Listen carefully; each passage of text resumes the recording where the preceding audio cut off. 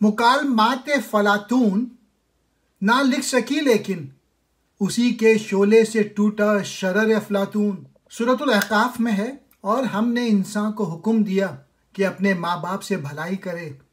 اس کی ماں نے اسے اپنے پیٹ میں رکھا تکلیف سے اور وضع کیا تکلیف سے، اور اسے اٹھائے پھرنا اور اس کا دودھ چھڑانا 30 مہینے میں ہے۔ مکالمات افلاطون۔ افلاطون ایک یونانی فلسفی تھا جس کی ایک کتاب کا نام مکالمات ہے۔ مکالمات مکالمے کی جمع، آپس میں گفتگو۔ شرر کہتے ہیں چنگاری کو۔